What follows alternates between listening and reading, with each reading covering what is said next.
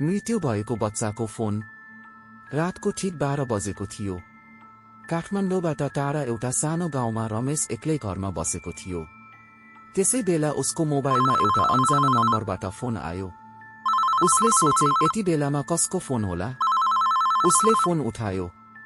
बाबा, मलाई बचाउनुहोस्। फोनको अर्कोपट्टि सानो बच्चाको आवाज आयो। रमेश एकछिन स्तब्ध भयो।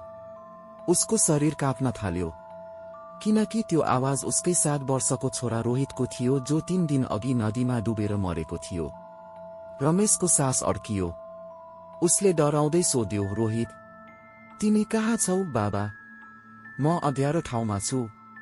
मलाई चिसो लागिरहेको छ। फोन अचानक काटियो। रमेश पसिना पसिना भयो। उसले सोचे यो सपना हो। तर केही सेकेन्डपछि फेरि फोन आयो। बाबा, तर मुनी। यसपटक आवाज धेरै कमजोर थियो। रमेश डराउँदै बाहिर निस्कियो। उसको घरको आँगनमा एउटा पुरानो इनार थियो, जुन धेरै वर्षदेखि बन्द थियो। फोन फेरि बज्यो। बाबा, म यहाँ छु। रमेशको मोबाइलको स्क्रिनमा लेखिएको थियो। उसको मुटु जोडले धड्किन थाल्यो। ऊ इनार नजिक गयो। इनारको ढक्कन बिस्तारै आफै खुल्न थाल्यो। अचानक मोबाइलबाट आवाज आयो, बाबा तल आउनुस्। त्यसै बेला पछाडिबाट कसैले उसको काँध समात्यो। रमेश चिच्याउँदै पछाडि फर्कियो, तर त्यहाँ कोही थिएन। फोन फेरि बज्यो। यसपटक स्क्रिनमा फोटो देखियो।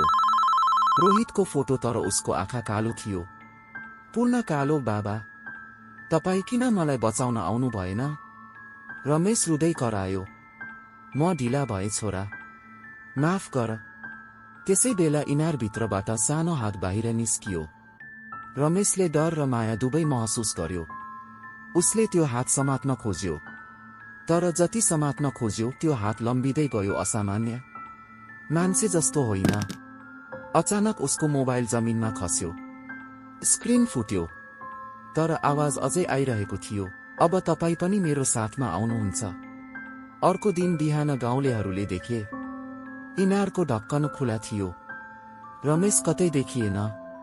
उसको मोबाइल इनारको छेउमा फुटेको अवस्थामा भेटियो। फोनको अन्तिम रेकर्डिङमा एउटै आवाज थियो, अब हामी दुवै सँगै छौं। बाबा, त्यो इनार 50 वर्ष अघि पनि एक बच्चाको मृत्यु भएको ठाउँ थियो। रमेशको छोरा त्यही आत्माको शिकार बनेको थियो।